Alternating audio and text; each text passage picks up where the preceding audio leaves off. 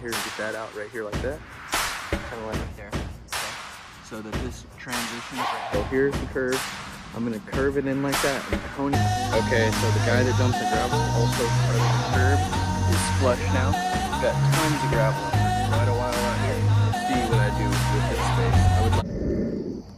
Okie dokie now. Today I'm gonna show you how to pour some gravel inside a driveway. So come in close. Because this house is now gonna be a duplex from one house to two house, I need basically two driveways, but I'm going to use one driveway and widen the parking area and funnel all this out, and you'll see how this all turns out and what I'm going to be doing, so stick around. Overall, it's pretty flat. There's a low spot right up here against the concrete where the concrete is to the gravel. There's a low spot, and then the drainage ditch right here, so always keep a drainage ditch in mind. The water is going to be coming down this way.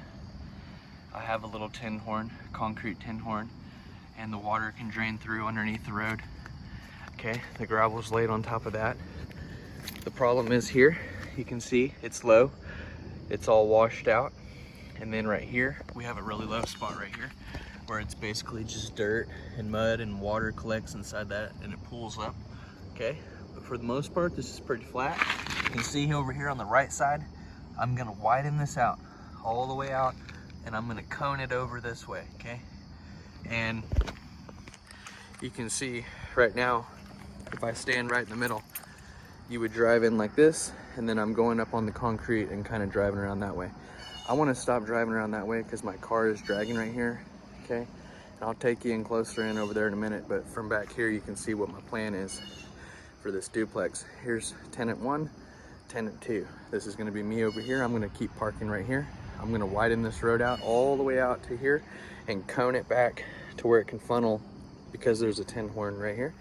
And I'm going to put gravel out on that tin horn to right here. So widen this out just a little bit more and get that out right here like that, kind of like that, and go along this edge and then out kind of like that right there. So we can get a car here, a car here, a car here, and a car there, and cone this out like that where everybody can just back out onto this right here. And then of course filling in all this right here.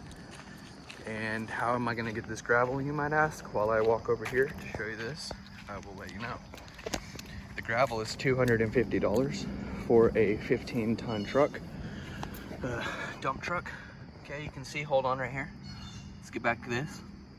There is the curb, and my car is scraping on this curb right here. It's probably a good 4 or 5 inches right there.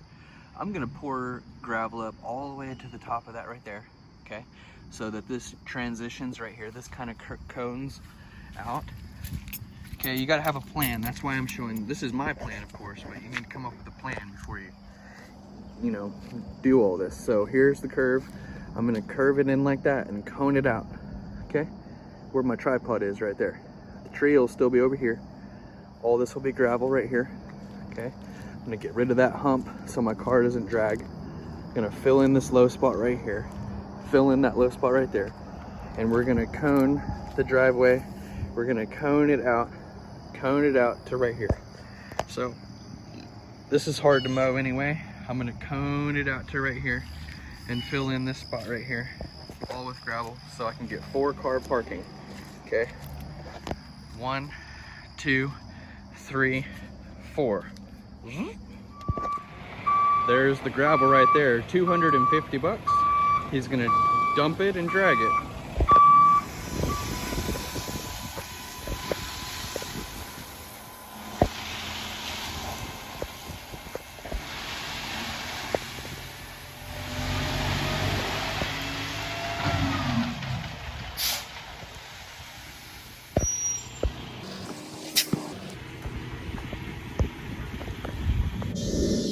Okay, so the guy that dumped the gravel also spreaded it out. That made my life a lot easier. But sometimes they'll dump it out and drag it along, and then you just gotta rake it and wheelbarrow it and drag it around just like he did until it's all smoothed out. Okay, you can see it curves around right here. We've widened this out a little bit, a lot actually. You could get 2 full cars backing out at the same time right here.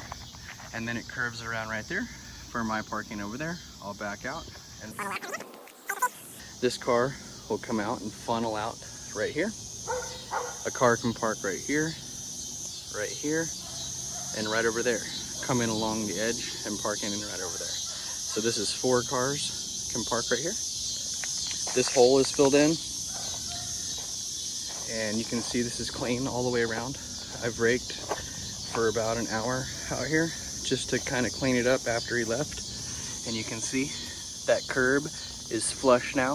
We've got tons of gravel in here, okay, all the way around.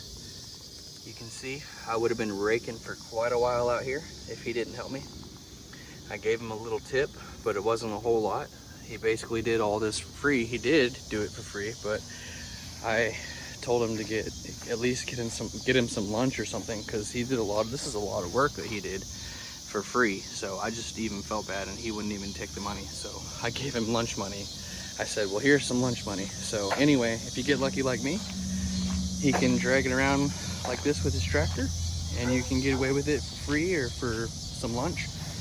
But you can see that's all done, and I'm not going to be raking too long tonight. I might rake another 20 minutes or so to get all this done a little bit more. I wish I had a little bit more gravel, but I might end up pouring concrete from here back, but we'll see what I do with this space. I would like to get this either gravel or concrete. But if this video was helpful in any way, you can see the road is flat. It's clean around the edges if you rake it or wheelbarrow it. And then the tin horn, make sure that your water can go through the tin horn. And from the ditch over here through to the ditch over there. And if that's the case, then you should be fine.